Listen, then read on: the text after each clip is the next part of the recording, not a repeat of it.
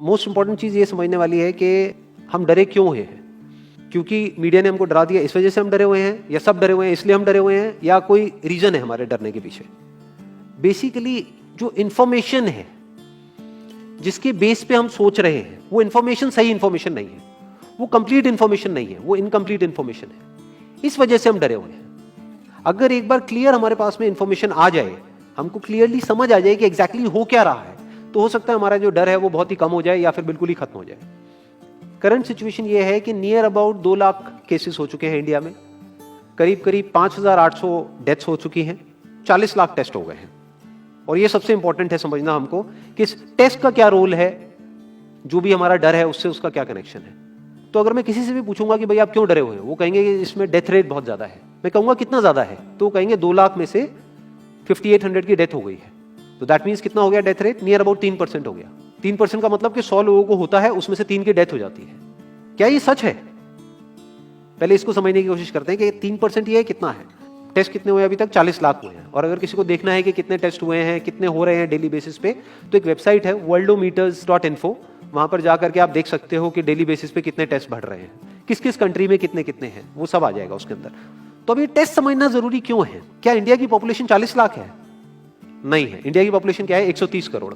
उसमें से टेस्ट कितने हुए हैं? 40 lakh, which is not even 1%। 1% भी देखे तो 1 करोड़ 30 लाख होता है। तो 40 लाख टेस्ट हुए, जिसमें से केसेस कितने डिटेक्ट हुए? Near about 2 lakh. ये बिल्कुल ऐसा है जैसे मान लो कि अगर मैं आपसे पूछता हूं कि दिल्ली में रोड्स के ऊपर कितने एक्सीडेंट होते हैं, तो आप क्या कहोगे? आप कहोगे भाई मुझे नहीं पता। तो मैं कहूंगा पता करो, लेट्स फाइंड इट आउट कि भाई कितने एक्सीडेंट होते हैं। तो हमने क्या किया, 10 अलग अलग पॉइंट पे 10 सीसीटीवी कैमरास लगा दिए और उन सीसीटीवी कैमरास में कैप्चर करना शुरू कर दिया कि कितने एक्सीडेंट्स हो रहे हैं इन 10 अलग अलग पॉइंट्स पे। तो उसके बाद में मैंने 1 महीने बाद आपसे पूछा कि हाँ भाई दिल्ली में कितने एक्सीडेंट्स होते हैं, तो आप कह रहे हो दिल्ली के 10 एक्सीडेंट होते हैं। तो मैं कहूंगा आपको कैसे पता? आप कहोगे भाई हमने कैमरास लगाया, उसमें कैप्चर हुआ है, हमारे पास में प्रूफ है। तो मैंने कहा लेकिन क्या 10 ही जगह है जहां पे वो कैमरास लग सकते हैं? दिल्ली में ऐसी कितनी जगहें हैं जहां पे कि कैमरास लग सकते हैं, लगने चाहिए अगर एक्चुअल में हमको डिटेक्ट करना है। तो सिर्फ ये नहीं ना कि उस 10 के बेस पे हम बोले कि भाई 10 एक्सीडेंट हो रहे हैं, क्योंकि दिल्ली में एक्चुअल में तो हजारों एक्सीडेंट्स हो रहे हैं दिल्ली के। तो ये सारी हमारी कैलकुलेशन ही गलत हो गई। इसलिए इसमें टेस्टिंग का बहुत बड़ा रोल है। मीडिया में जहां पर भी आ रहा है वहां पर डेली ये आ रहा है कि अच्छा कुछ दिन पहले तक 5,000 केसेस आ रहे थे, अब 6,000 केसेस बढ़ गए हैं, अब 7,000 केसेस हो गए हैं, 8,000 केसेस हो गए हैं। बट कोई ये नहीं देख रहा कि उसके साथ साथ में टेस्ट भी बढ़ रहे हैं। तो अब एक्चुअल में डेथ रेट कितना है उसको कैलकुलेट करना बहुत जरूरी है। उसी के बेस पे डिसीजन निकलेगा कि इससे हमको डरना चाहिए या नहीं डरना चाहिए। किसी भी बीमारी से हमको डरना चाहिए नहीं डरना चाहिए, that is not on the basis of कि उसका इलाज है या नहीं है। क्योंकि इलाज तो अभी तक सर्दी जुकाम का भी नहीं है, सर्दी जुकाम की भी कोई वैक्सीन नहीं है। क्या हम उससे डरते हैं? नहीं डरते हैं। क्यों? क्योंकि ज्यादा लोग नहीं मरते हैं। तो सबसे पहले डेथ रेट कैलकुलेट करते हैं कि एग्जैक्टली कितना है। कितने टेस्ट हुए? 40 लाख टेस्ट हुए, उसमें से 2 लाख लोगों को हुआ, तो नियर अबाउट एवरेज कितनी आई? 5% की। अगर यही हमने 4 करोड़ टेस्ट करे होते तो कितने डिटेक्ट हो गए होते? अब तक 20 लाख हो जाते। 40 करोड़ करे होते तो कितने हो जाते? 2 करोड़ हो जाते।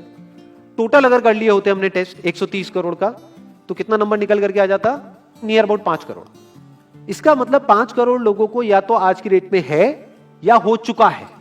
और एक और मजे की बात यह है कि कोरोना में ऐसा नहीं है कि जिसको भी होता है उन सबके सिम्टम्स आते हैं। 80% से ज्यादा जो केसेस होते हैं वो असिम्टोमेटिक होते हैं, उनमें कोई सिम्टम्स नहीं आते हैं। यानी अगर मुझे हो गया है और मैं ठीक भी हो गया हूं तो मुझे पता तक नहीं है। वो तब मुझे पता लगेगा अगर मैं अपने एक टेस्ट कराऊंगा जिसको एंटीबॉडी टेस्ट बोलते हैं, और मेरी बॉडी में एंटीबॉडीज मिलेंगी, तब मैं कह सकता हूं कि हाँ मेरे को था और वो ठीक हो गया है। तो अभी अगर हम बेसिक सी कैलकुलेशन करें तो 5 करोड़ निकल करके आ रहा है नंबर। उसमें से डेथ कितनी हुई है? 5,800। तो 5 करोड़ में से 5,800 डेथ हुई है। पहले तो इसको कैलकुलेशन को हमको ठीक करना है। डेथ को अंडर रिपोर्ट करने का कोई तरीका नहीं है, बल्कि ओवर रिपोर्ट किया जा सकता है। ओवर रिपोर्ट कैसे? फॉर एग्जांपल आपकी बॉडी में टेस्ट हुआ, आपकी बॉडी में मिला कोरोना वायरस, लेकिन आपके अंदर पहले ही बहुत सारी प्रॉब्लम्स चली रही थी, तब भी आपकी किसी ना किसी वजह से डेथ होने ही वाली थी। बट क्योंकि ये कोरोना आया आपकी बॉडी में, इस वजह से आपकी डेथ हो गई, तो ये ट्रिगर कर गया।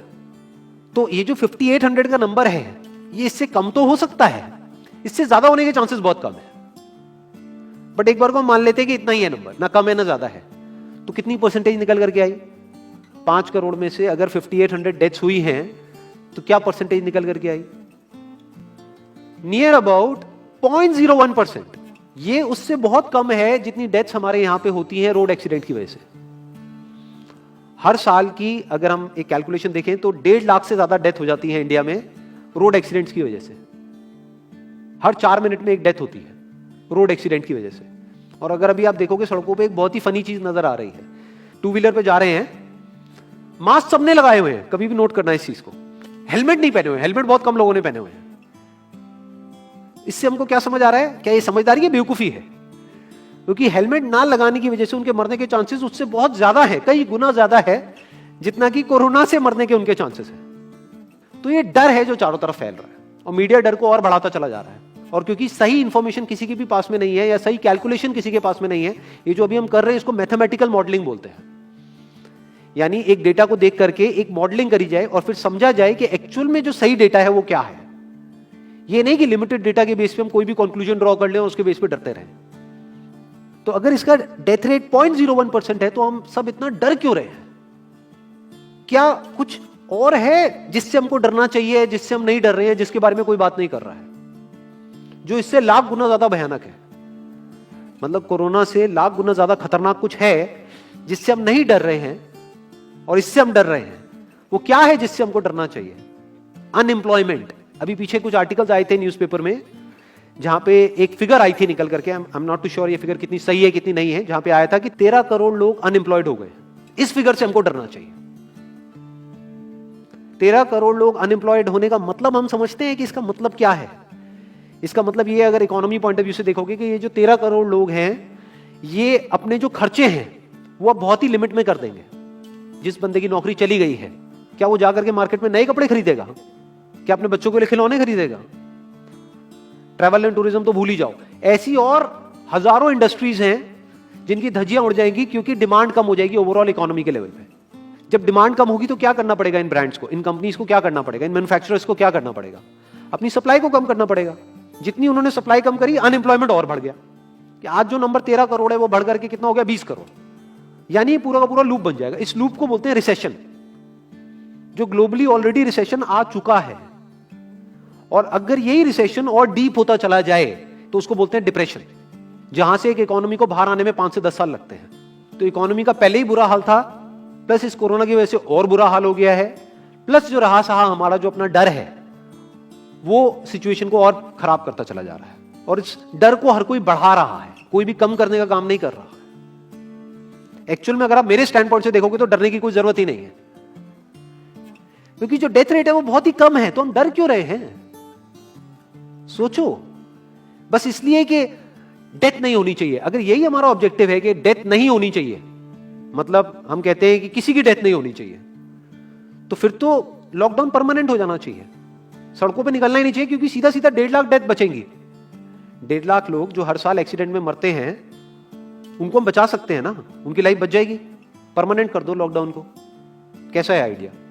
ये बिल्कुल ऐसा है जैसे मैंने एक आदमी की एक कहानी सुनी थी, उसके घर में एक चूहा घुस गया, तो उस चूहे को उसने पकड़ने की बड़ी कोशिश करी, लेकिन वो चूहे को नहीं पकड़ पाया। तो एंड में उसने क्या किया, घर पे आग लगा दी, अपने घर में आग लगा दी। उसके बाद भी चूहा तो बच करके निकल गया, घर चला गया, घर जल गया। यही हालत है इसकी, कोरोना की। इस डर को हमको खत्म करना पड़ेगा, तब जाकर के इस प्रॉब्लम का एक्चुअल में सॉल्यूशन निकलेगा, जो रियल प्रॉब्लम है। और रियल प्रॉब्लम कोरोना नहीं है। रियल प्रॉब्लम क्या है? हमारी जो इकोनॉमी है। रियल प्रॉब्लम क्या है? अनएम्प्लॉयमेंट।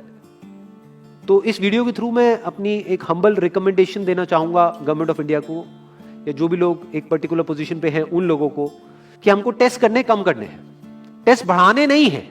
अभी हम गलती क्या कर रहे हैं? टेस्ट बढ़ाते चले जा रहे हैं, जिसकी वजह से केसेस बढ़ते चले जा रहे हैं, जिसकी वजह से डर बढ़ता चला जा रहा है। गवर्नमेंट क्या एक क्राइटेरिया नहीं बना सकती कि जो क्रिटिकल केसेस है बस उन्हीं का टेस्ट करो, क्योंकि उन्हीं को हॉस्पिटल में एडमिट करने की जरूरत है, तो उन्हीं का टेस्ट होना चाहिए ना। जो वैसे ही ठीक हो रहे हैं, अपने आप ही ठीक हो रहे हैं, जिनको माइनर सिम्टम्स हैं और वो खुद ही ठीक हो रहे हैं, उनका टेस्ट करने की क्या जरूरत है? उससे तो पैनिक और बढ़ेगा। और अगर टेस्ट कर भी दिया तो हम करने क्या वाले हैं? उनको क्या हॉस्पिटल में एडमिट करने वाले हैं? नहीं, घर पे क्वारंटाइन करने वाले हैं। अभी जो क्वारंटाइन वाला फंडा है, ये भी जब बेस छोटा होता है तब तो काम करता है, जब करोड़ों में हो जाता है तब काम नहीं करता है।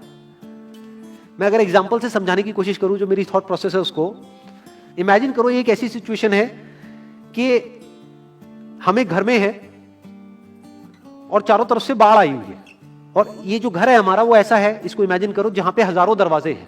तो हम क्या करें, इसमें से एक दरवाजे को पकड़ लें और उसी को पक्का करते चले जाएं। ये है क्वारंटीन, और बाकी के हजारों खुले पड़े हैं।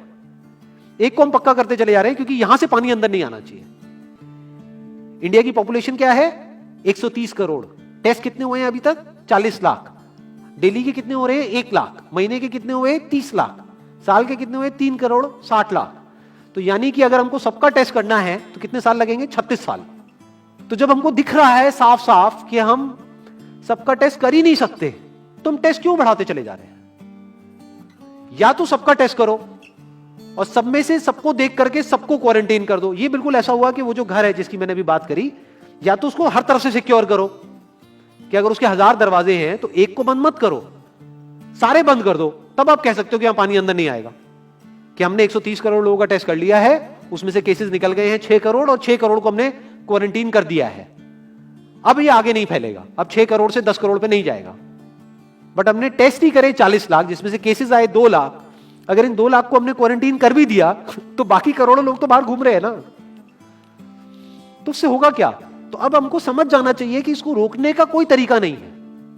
तो अब इसका प्रैक्टिकल सॉल्यूशन क्या है? गवर्नमेंट की तरफ से हमको सिर्फ ये इंफॉर्मेशन चाहिए कि भैया अभी कितने बेड्स ऑक्यूपाइड हैं आपके स्टेट में, और अभी कितने और आपने अरेंजमेंट कर रखा है, और कितने और कर सकते हो। अब वो बेड चाहे किसी हॉस्पिटल में हो चाहे किसी होटल में हो। और प्लस ये इंफॉर्मेशन क्यों नहीं जा रही लोगों के पास में कि इतना डरने की जरूरत नहीं है जितना आप डर रहे हो। हाँ ठीक है, प्रिकॉशंस लो, सेफ्टी मेजर्स लो, सोशल डिस्टेंसिंग को मेंटेन करो, लेकिन इतना डरने की जरूरत नहीं है जितना आप लोग डर गए हो, क्योंकि डेथ रेट कम है। ये इंफॉर्मेशन जानी चाहिए अब लोगों के पास में, वक्त आ चुका है।